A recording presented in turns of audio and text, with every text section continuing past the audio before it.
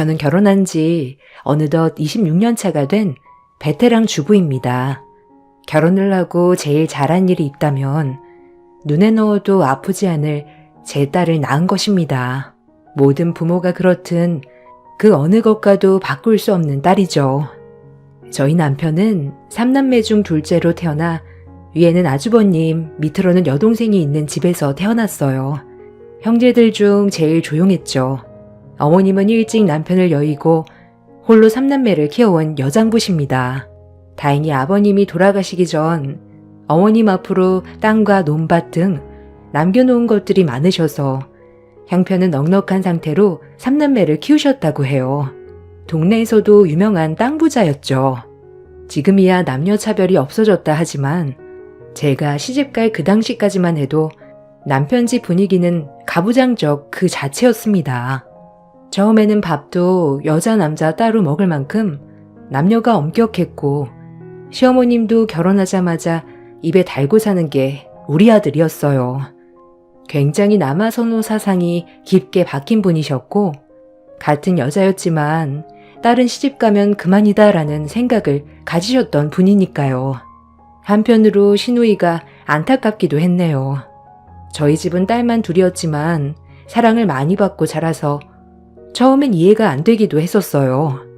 분가하기 전까지 온 가족이 모여 살았는데 제가 시집갔을 땐 첫째 형님께서 임신 중이었기에 집안일은 제가 도맡아 했어요. 그럼에도 불만은 없었습니다. 임신 중이니 얼마나 힘들까, 내가 하나라도 도와야지 생각뿐이었어요. 같은 여자니까 더 이해했죠. 형님은 출산하고 어머님이 노래를 부르던 아들을 낳았습니다. 아무래도 첫째 아들의 첫 아들이니 이 집안의 장손이었죠. 온 집안 식구가 경사를 알리며 너무 기뻐했어요. 저도 온 마음을 다해 축하했고요. 형님도 뛸 듯이 기뻐했지만 문제는 그 다음이었어요. 시간이 지나고 저도 임신을 했고 임신을 했지만 장손을 끼고 사는 시어머님 덕분에 손에 물 마를 날이 없었어요.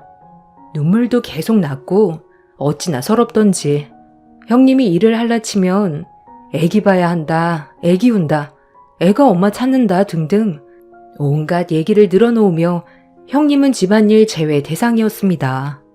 그 말을 듣고 손 하나 까딱하지 않는 형님이 원망스러웠네요. 하지만 마냥 어리기만 해서 힘들어도 꾹꾹 참고 지냈네요. 지금 생각해보면 참 순진했던 것 같습니다. 그리고 출산일이 다가와 출산을 하였는데 시댁에서 원하는 아들은 아니었지만 눈에 넣어도 아프지 않은 공주님이었어요. 저와 남편은 아들이 아니어도 행복했지만 시어머님은 아들이 아니라 달가워하지 않으셨고요.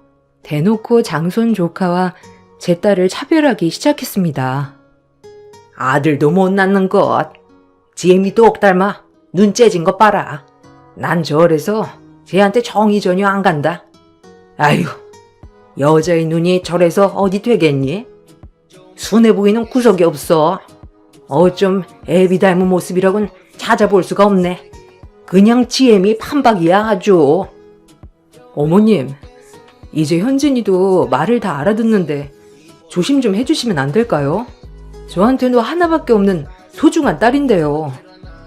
우리 아들 대를 끊을 셈이야? 왜 하나밖에 없어? 얼른 아들 하나 더 낳아야지. 빨리 아들 갖거라. 김씨 집안에 시집을 왔으면 아들 하나 낳아야지. 딸은 출가 외인이야. 시집 가면 그만인데 뭘 그리 애지중지하냐? 냅둬라. 알아서 혼자 큰다. 아유, 어머님은 아들 낳는 게 쉽나요? 동수한테 괜히 부담 주지 마세요. 아들이야 우리 동훈이가 있는데 뭘 걱정하세요? 우리 동훈이야. 눈에 넣어도 안 아픈 우리 집 장손이구야 말고. 이 늙은이는 우리 동훈이 보는 낙에 산다. 우리 장손. 때리는 시어머니보다 말리는 시누이가 더 밉다고?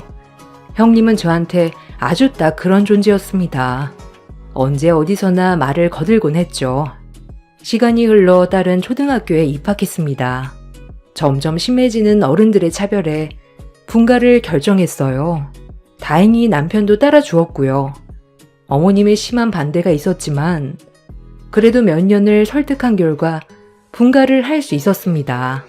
대신 저희 힘으로 말이죠.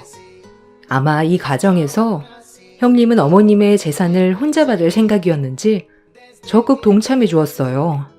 전 정말 재산 따위는 관심도 없었고 우리 딸이 제발 말도 안 되는 비교질에서 벗어나고 조금이나마 스트레스 없는 곳에서 보냈으면 좋겠다라는 것과 우리 딸의 사춘기는 안정적으로 보내게 해줘야겠다는 생각이 가장 컸습니다. 더 이상 엮이고 싶지 않은 마음뿐이었어요. 분가를 했지만 아예 발길을 끊을 수 없어 종종 주말이면 가족끼리 시댁에 가야 하곤 했는데 그럴 때도 시어머님은 차별을 멈추지 않았죠. 항상 입에 달고 사시는 말은 지혜미 닮아 눈 쪽 찢어진 거 봐라. 아유 정냄이 떨어진다 였습니다. 딸도 어려서부터 듣고 자란 말이지만 속이 상해 할머니네만 방문하면 또다시 시작되는 비교에 악다구니를 쓰며 대들었어요. 할머니, 왜 맨날 나보고 눈 찢어졌다고 해요? 동훈이 오빠도 쌍꺼풀 없는데 왜 저한테만 그래요? 할머니, 저 싫어하죠? 아유, 무서워라. 내가 뭐라고 했냐? 얘 눈 쪽 찢어져서 성깔 사나울 거라 했지? 아주 눈 부라리며 대드는 것 좀 봐라. 제가 언제 먼저 대들었어요? 할머니가 항상 저만 보면 먼저 동훈 오빠랑 비교하면서 제 외모 가지고 뭐라고 하시잖아요.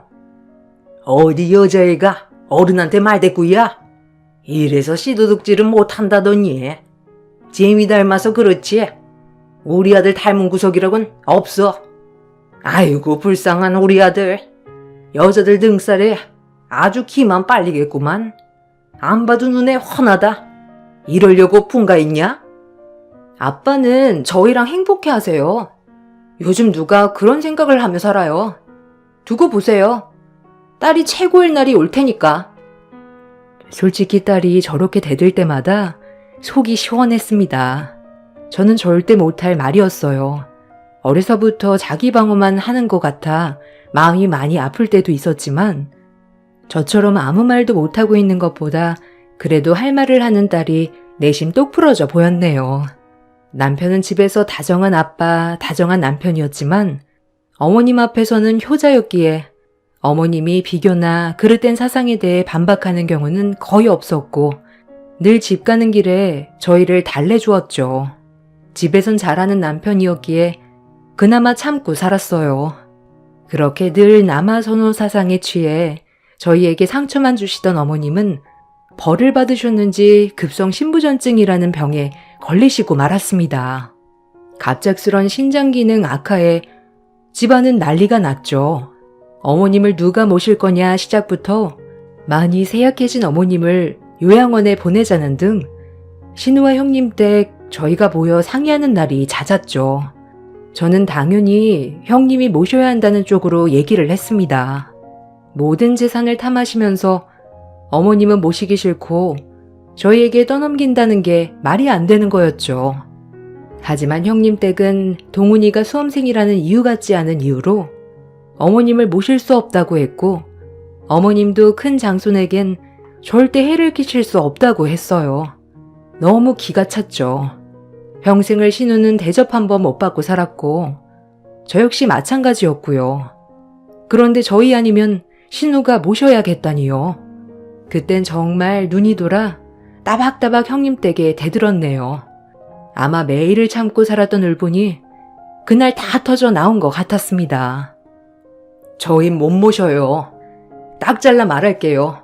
어머님 평생 저희 어떻게 취급하셨는지 보셔서 아시잖아요. 이제서야 저희 집이 평화로워요. 딸도 안정을 많이 찾았고 저 역시 마찬가지고요. 저희는 어머님 못 모십니다. 마찬가지로 재산 상속 바라지도 않아요. 형님 늘 노래를 부르시던 재산 상속 받아가시고 아픈 어머님 모시세요. 장남한테 얼마나 끔찍하세요? 아니 동서, 아니 무슨 말을 그렇게 해?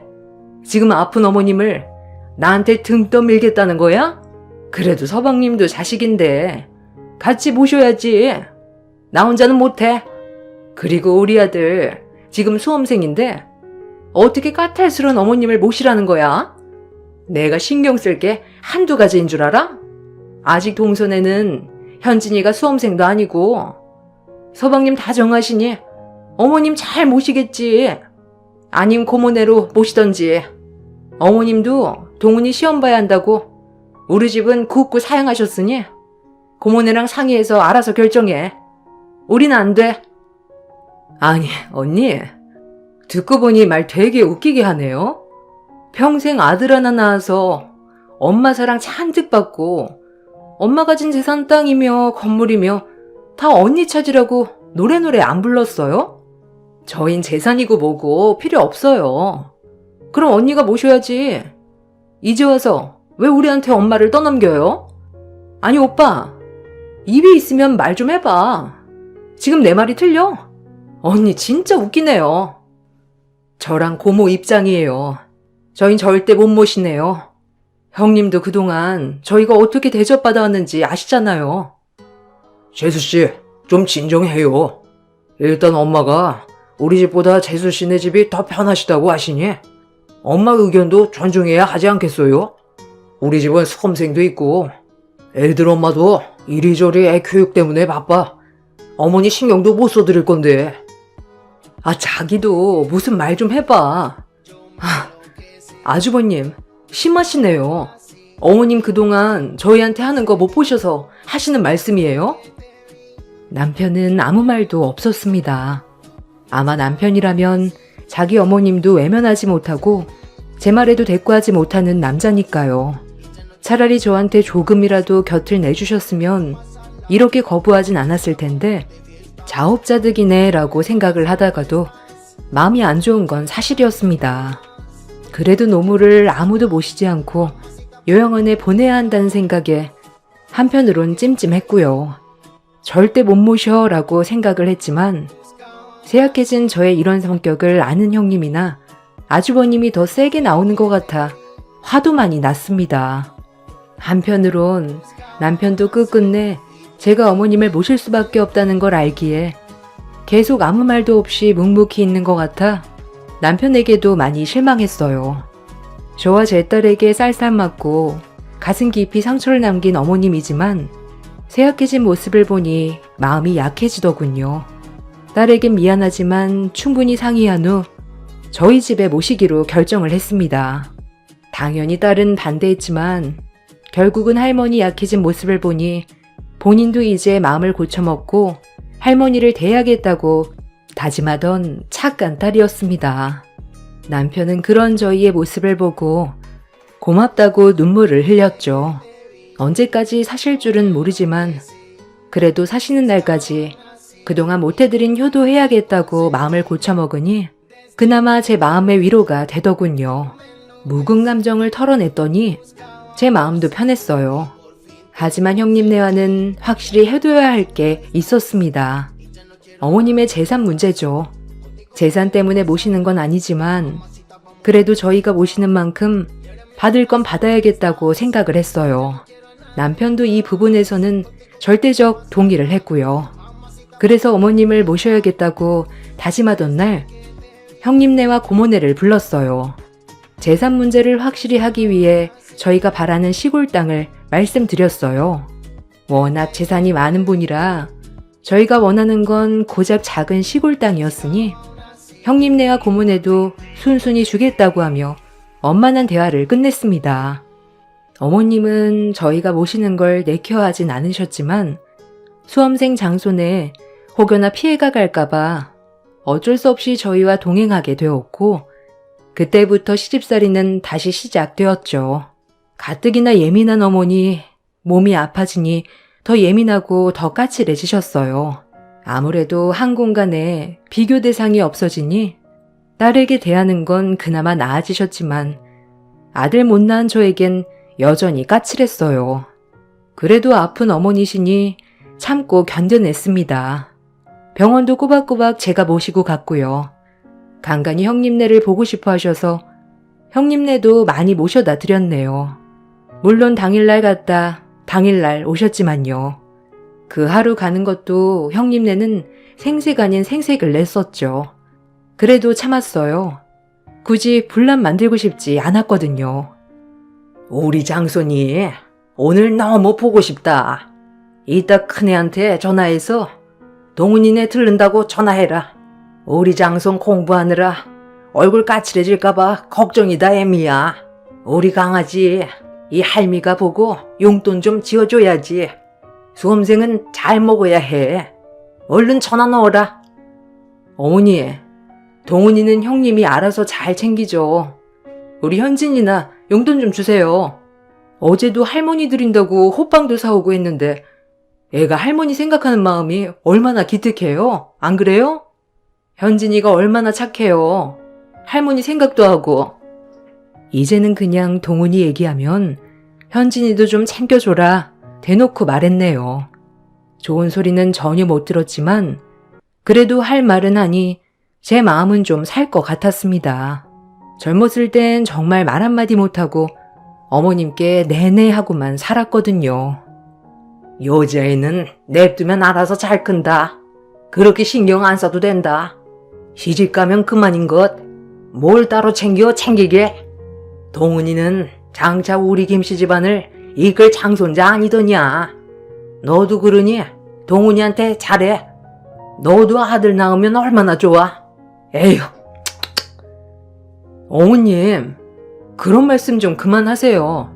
저는 현진이 하나로도 너무 행복하고 열아들 안 부럽네요. 아마 나중엔 형님이 저를 제일 부러워할 거예요. 요즘 세상에 딸이 얼마나 좋아요. 엄마 친구도 돼주고 빨리 현진이가 컸으면 좋겠어요.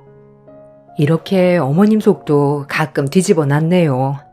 그때마다 어머님 못마땅해 하셨지만 사실상 병원 모셔다 드리고 밥 차려드리는 며느리는 저이니 그래도 전보다 시집살이는 덜했어요. 아마 제가 내공이 많이 붙은 것도 있었지만요. 그렇게 하루하루가 흘렀고 어느 날 어머님이 저보다 더 많이 쇠약해졌습니다. 급성 신부전증이 만성으로 악화되기 시작하면서 급하게 신장 이식을 추가적으로 받아야 하는 상황까지 오게 되었죠. 집은 비상이 걸렸어요. 신장 이식을 하려면 맞는 장기가 필요하고 그러려면 일단 가족에서 먼저 받아야 한다고 병원 측에서 말씀을 해주셨거든요. 사실 이때는 조금 하늘이 원망스럽더라고요. 온 가족이 다 검사를 해야 하느냐부터 시작해서 말이 많았어요. 물론 저희 집도 예외는 아니었고요. 사실상 설마 우리가 맞겠어? 라고 생각하며 온 가족이 신장 검사를 받았습니다. 노모지만 그래도 신장을 이식받으면 조금이라도 더 건강해진다는 말에